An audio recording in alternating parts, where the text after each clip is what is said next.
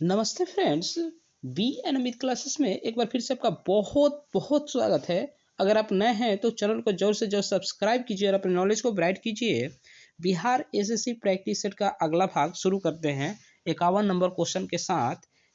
Science से related ये question होंगे, तो शुरू करते हैं।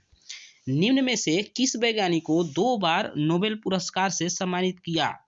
एक बार भौतिकी के लिए, दूसरी बार रसायन शास्त्र के लिए। तो ये आपको याद रखना है कि इसका राइट आंसर जो हो जाएगा, इसका अल्बर्ट आइंस्टीन होगा या मैरी क्यूरी होगा, आइजैक न्यूटन होगा या मैक्स प्लांक होगा। तो इसका राइट आंसर हो जाएगा बी, मैरी क्यूरी। ठीक है, इन्हें 2 बार, एक बार भौतिकी के लिए और दूसरी बार रसायन शास्त्र के लिए मिल चुका है पुरस्कार। ठीक है, आगे बढ़ते हैं। किसी वस्तु का पृथ्वी के सतह से पलायन वेग क्या है? तो किसी वस्तु का पृथ्वी की सतह से जो पलायन वेग है, वो क्या है? मतलब पृथ्वी को छोड़कर वह वस्तु बाहर अंतरिक्ष में चला जाता है, उसका मतलब वेग क्या है? कितने किलोमीटर से किलोमीटर आवर या सेकंड से जाएगी ताकि वो बाहर चली जाए। तो इसका राइट आंसर हो जाएगा इसका 11.2 किलोमीटर। ठीक है, किलोमीटर पर सेकेंड। इसका राइट आंसर हो जाएगा, ये आपको याद रखना है। आगे बढ़ते हैं फ्रेंड्स। वह युक्ति जो रासायनिक ऊर्जा को विद्युत ऊर्जा में परिवर्तित करती है क्या कहलाती है? तो वह युक्ति जो रासायनिक ऊर्जा को विद्युत ऊर्जा में परिवर्तित करती है, हम बचपन से पढ़ते आ रहे हैं, वह क्या कहलाता है? ठीक है, तो ये आपको गलती नहीं करना है, और ये जो है हो जाएगा प्राथमिक सेल। प्राथमिक सेल जो हम लोग यूज करते हैं, रासायनिक ऊर्जा को विद्युत ऊर्जा में कन्वर्ट करती है। ठीक है, आगे बढ़ते हैं फ्रेंड्स। आगे बढ़ते हैं। निम्न जंतुओं में कौन सा जंतु एक पारितंत्र में एक समय में एक से अधिक पोषक स्तरों में प्रवेश कर सकता है? तो निम्न जंतु हैं, और ये निम्न जंतुओं में कौन सा जंतु है जो एक पारितंत्र में एक समय में एक से अधिक पोषक स्तरों में प्रवेश कर सकता है? तो इसका जो राइट आंसर हो जाएगा, इसका राइट आंसर हो जाएगा गौरैया। गौरैया को आप जानते हैं, हर स्थिति में ढल जाती है, बहुत ही प्यारी चिड़िया है। आगे बढ़ते हैं फ्रेंड्स। 55 नंबर देखिए। निम्न में से कौन सा गैर पारंपरिक ऊर्जा स्रोत है? ये आपको बताना है, निम्न में से कौन गैर पारंपरिक ऊर्जा स्रोत है? तो इसका राइट आंसर हो जाएगा बी, वायु। ठीक है, क्योंकि मैं ये बताते चलूँ आपको कि ये पेट्रोल हो जाएगा, कोयला हो जाएगा, तेल हो जाएगा, ये पेट्रोलियम चीज़ है। लेकिन गैर पारंपरिक ऊर्जा स्रोत क्या है? ये वायु है। वायु एक किसी प्रकार का मतलब ऊर्जा उत्सर्जित नहीं करता। ठीक है, आगे बढ़ते हैं। भारत का सबसे बड़ा तेल शोधक कारखाना कहाँ स्थित है? भारत का जो सबसे बड़ा तेल शोधक कारखाना है, वो आपको बताना है कहाँ है। तो भारत का सबसे बड़ा तेल शोधक कारखाना जामनगर में है। ठीक है, इसका राइट आंसर हो जाएगा ऑप्शन डी। कौन से 3R पर्यावरण रक्षा से जुड़े हैं? ये जो आपको नीचे दिया गया है क्रम वाइज, ये आपको बताना है कि कौन से जो है पर्यावरण रक्षा से जुड़े हैं 3R। ठीक है, तो 3R कौन से हैं जो पर्यावरण रक्षा से जुड़े हुए हैं? तो ये आप देखिएगा, रिड्यूज, रीयूज और रिसाइकल। पहले रिड्यूज कीजिए उसको, फिर दोबारा रीयूज कीजिए, दोबारा यूज कीजिए, इसके बाद रिसाइकिल कीजिए और पुनः उसको परिवर्तित कीजिए, रिसाइकलिंग कीजिए। तो ये इसका राइट आंसर हो जाएगा ऑप्शन ए। आगे बढ़ते हैं फ्रेंड्स। किस क्षेत्र में योगदान के लिए ग्रेगर जॉन मेंडल जाने जाते हैं?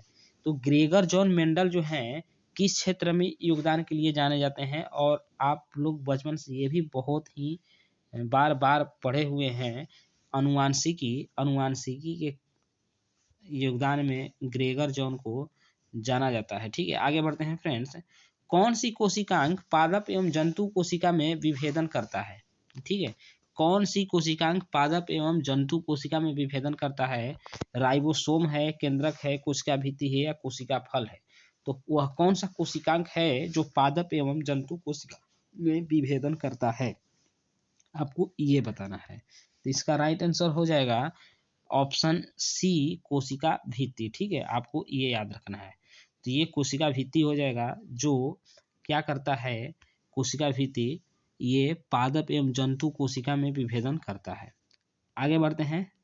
व्यावसायिक तौर पर अमोनिया बनाई जाती है, व्यावसायिक तौर पर अमोनिया बनाई जाती है ओस्टवाल्ड विधि से, संपर्क प्रक्रिया से, सीसा कच प्रक्रिया से, या हैबर विधि से। तो इसका राइट आंसर हो जाएगा, इसका राइट आंसर हो जाएगा हैबर विधि से। ठीक है, हैबर विधि से हमारा क्या होता है, अमोनिया बनाया जाता है। ठीक है, व्यावसायिक तौर पे। डोडो क्या है, लुप्त प्रायः पक्षी है, विलुप्त जानवर है, विलुप्त पक्षी है, या लुप्त प्रायः जानवर है। तो आपको ये जवाब देना है क्या है आखिर। तो ये डोडो जो है एक विलुप्त पक्षी है। डोडो क्या है, एक विलुप्त पक्षी है।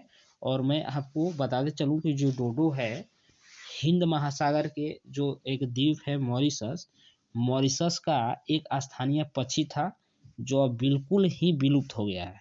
और इसका जो वैज्ञानिक नाम जो है, इसका जो वैज्ञानिक नाम है राइफस कुकुलैटस। ठीक है, डोडो उड़ने में सक्षम नहीं था, संकटग्रस्त विलुप्त प्रायः जीवों की सूची UECN जिसको रेड डाटा बुक के माध्यम से जारी करता है, वो बताया गया है इसमें। ठीक है, तो बस ज़्यादा कुछ जानकारी नहीं रखना है, बस सिंपल से डोडो क्या है, विलुप्त पक्षी है। और यह हिंद महासागर के जो द्वीप है जो मॉरिशस, वो मॉरिशस का एक स्थानीय पक्षी था, जो अब बिल्कुल तरह से विलुप्त हो गया है, नहीं दिखाई देता है। ठीक है, अब आगे बढ़ते हैं। निम्नलिखित में से कौन सा अम्लीय माध्यम में पोटेशियम आयोडाइड से आयोडीन को शीघ्रता से मुक्त करता है। ठीक है, तो इसका राइट आंसर आपको बताना है, पोटेशियम आयोडाइड से आयोडीन को शीघ्रता से मुक्त कौन करता है, नाइट्रेट करता है, फास्फेट करता है, या नाइट्राइट करता है, या ये सभी करते हैं। ठीक है, तो आपको बताना है, इसका राइट आंसर हो जाएगा नाइट्रेट, ऑप्शन ए। ठीक है, आगे बढ़ते हैं। कोकाइन का अतिरिक्त खुराक का कारण क्या है, जो कोकाइन है इसका अतिरिक्त खुराक का कारण क्या है। तो इसका अतिरिक्त खुराक का जो कारण होता है, इसका विभ्रम होता है, हेलुसिलेन, जिसको हेलुसिनेशन कहते हैं। तो इसका राइट आंसर हो जाएगा बी, ऑप्शन बी याद रखना है।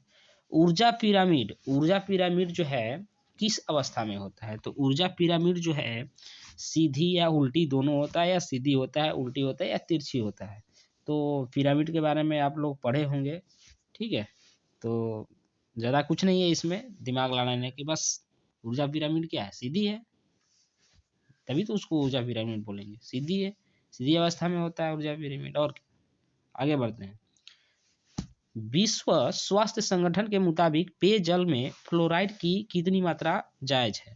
तो विश्व स्वास्थ्य संगठन के मुताबिक पेयजल में फ्लोराइड की जो मात्रा है वो कितनी जायज है, आपको पॉइंट बताना है। जो हम जो पेयजल मतलब पीते हैं, पीने वाला जल है, उसमें फ्लोराइड कितना रहेगा तो चल जाएगा, तो ये आपको बताना है। ठीक है, तो ये जो है 1.5 ppm, 1.5 ppm से ज़्यादा नहीं रहना चाहिए।